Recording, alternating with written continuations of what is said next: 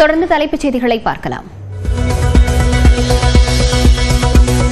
மு.க. ஸ்டாலினை மன்னராட்சி முதல்வர் என விமர்சித்த தவிக தலைவர் விஜய், திமுக அரசை பாசிச ஆட்சி என விமர்சித்தும் பேச்சு. மாண்புமிகு மன்னராட்சி முதல்வர் அவர்களே, மாண்புமிகு திரு முத்துவேல் கருணாநிதி ஸ்டாலின் அவர்களே, ஒன்றியத்துல பாஜக ஆட்சியை ஒரு பாசிச ஆட்சின்னு அடிக்கடி அறைகூவல் விடுத்துவிட்டு இங்க நீங்க பண்ற ஆட்சி மட்டும் என்னவா? அதுக்கு கொஞ்சம் கூட குறைவில்லாத அதே பாசிச ஆட்சி தானே.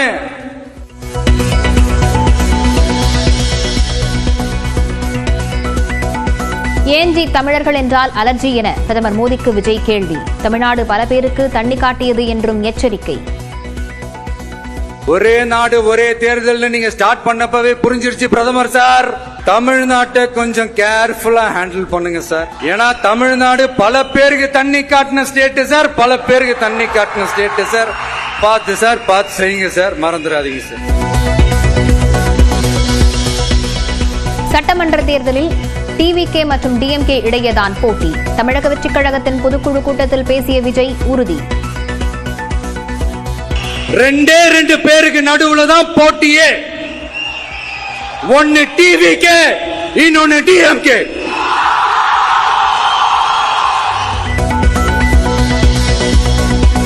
விஜய் முதலில் வீதிக்கு வரட்டும் என அமைச்சர் கீதா ஜீவன் விமர்சனம். திமுக அரசை விஜய் குற்றம் சாட்டிய நிலையில் பதில். எப்போதும் அதிமுகவுக்கும் திமுகவுக்கும் இடையேதான் போட்டி என விஜய்க்கு ஜெயக்குமார் பதிலடி. தொண்டர்களை உற்சாகப்படுத்த விஜய் பேசியிருக்கலாம் என்றும் விளக்கம்.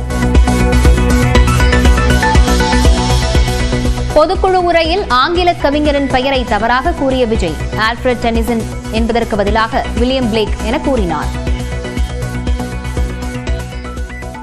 Few words from William Blake. Men may come, men may go, but I go on forever. தவிக பொதுக்குழு கூட்டத்தில் பங்கேற்றவர்களுக்கு வகை வகையான சைவ விருந்து. மகளிர் அணி நிர்வாகிகளுடன் அமர்ந்து உணவு அருந்தினார் விஜய்.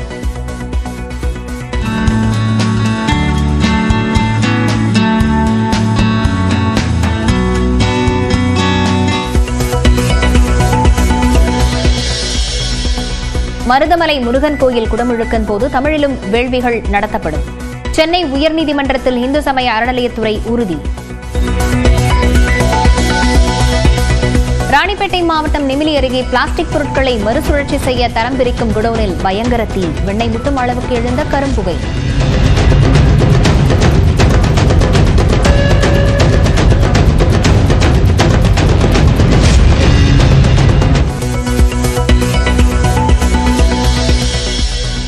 திருப்பூர் மாவட்டம் பல்லடத்தில் அழுகிய நிலையிலிருந்த 1100 கிலோ தர்பூசணி பழங்கள் பறிமுதல்.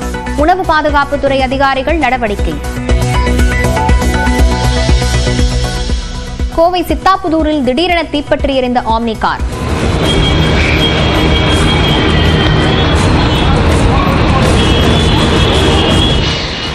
உடனடியாக காரை நிறுத்தி கீழே இறங்கியதால் தப்பிய ஓட்டுநர். தெலங்கானா மாநிலம் பெத்தப்பள்ளி மாவட்டத்தில் மகளை காதலித்த இளைஞரை கொலை செய்த தந்தை. கார் விபத்தில் சிக்கி உயிர் தப்பிய சிறிது நேரத்தில் கொலை செய்யப்பட்ட கொடூரம்.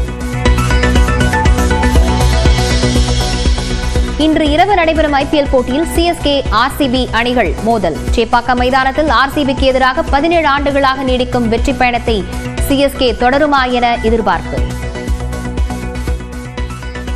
மியான்மர் மற்றும் தாய்லாந்தில் சக்தி வாய்ந்த நிலநடுக்கம் காரணமாக பல கட்டடங்கள் இடிந்து தரைமட்டமாகின.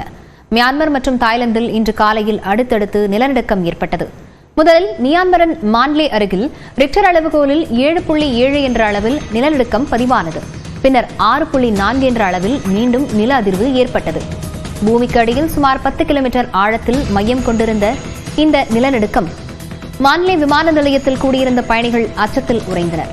பல இடங்களில் கட்டடங்கள் குலுங்கியதால் மக்கள் அலறி அடித்து அங்கும் இங்குமாக ஓடினர்.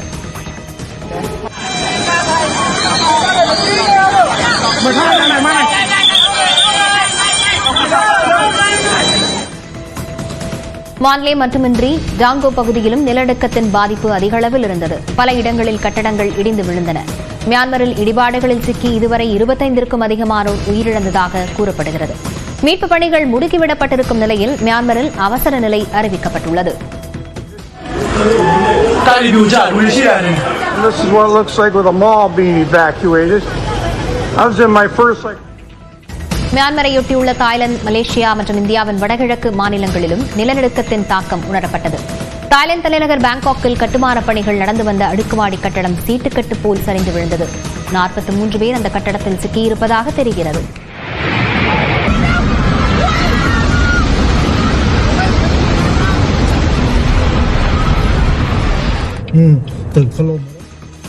தாய்லாந்து தலைநகர் பாங்காக்கிலும் அவசர நிலை அறிவிக்கப்பட்டுள்ளது. தமிழ்நாடு சட்டப்பேரவையில் பேச அனுமதி மறுக்கப்பட்டதற்கு எதிர்ப்பு தெரிவித்து அமளியில் ஈடுபட்ட அதிமுகவினரை நாள் முழுவதும் சஸ்பெண்ட் செய்து சபாநாயகர் அப்பாவு உத்தரவிட்டார். தமிழ்நாடு சட்டப்பேரவையில் இன்று வினாவிடை நேரம் முடிந்த பிறகு நேரமில்லா நேரத்தில் உசிலம்பட்டி காவலர் கொலை தொடர்பாக எதிர்க்கட்சித் தலைவர் எடப்பாடி பழனிசாமி பேச முயன்றார். அப்போது நேரமில்லா நேரத்தில் எது குறித்து பேசுகிறோம் என்பதை அரை மணி நேரத்திற்கு முன்பாகவே தெரியப்படுத்த வேண்டும் என சபாநாயகர் அப்பாவு கூறினார். இதையே அவை முன்னவர் துரைமுருகனும் கூறிய நிலையில் அதிமுக உறுப்பினர்கள் கடும் அமளியில் ஈடுபட்டனர். பின்னர் பேசிய முதலமைச்சர் மரபை கடைபிடிக்கவில்லை என்றால் பேசுவதற்கு அனுமதிக்காதீர்கள் என கூறினார். உங்களிடத்தில் அனுமதி பெற்று முன்கூட்டியே தெரிவித்துவிட்டு எழுதி கொடுத்துவிட்டு தான் பேச வேண்டும் என்பது மரபு. அவை முன்னவர்கள் தெளிவாக சொல்லியிருக்கிறார்கள். அது நேரமில்லா நேரமாக இருக்கக்கூடிய பிரச்சனையாக இருந்தாலும் ஒரு குறிப்பிட்ட நேரத்திற்கு முன்பு தர வேண்டும் என்பது விதிமுறைகள் இருக்கிறது. மரபுபடி கடைபிடித்துக் கொண்டிருக்கிறோம். அப்படி கடைபிடித்தால் அனுமதியுங்கள், இல்லை என்றால் அனுமதிக்க கூடாது.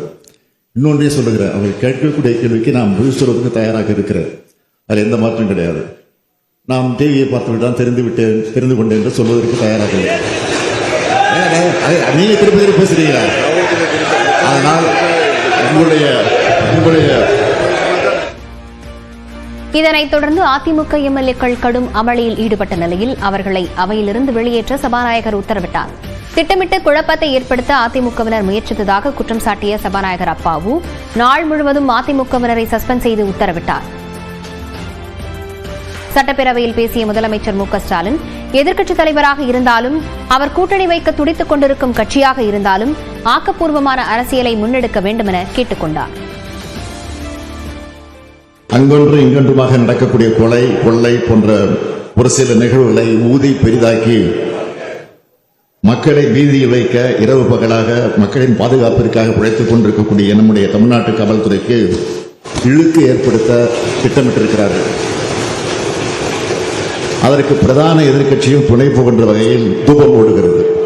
ஆகவே சில நேரங்களில் நடைபெறும் தொடர் சம்பவங்களை வைத்து தமிழ்நாட்டில் சட்டம் ஒழுங்கே சீர்கெட்டு விட்டதாக மக்களை திசை திருப்புவதற்காகவே வீண் புரளிகளை கிளப்பாமல் எதிர்க்கட்சி தலைவராக இருந்தாலும் அவர் கூட்டணி வைக்க துடித்துக் கொண்டிருக்கக்கூடிய கட்சியாக இருந்தாலும்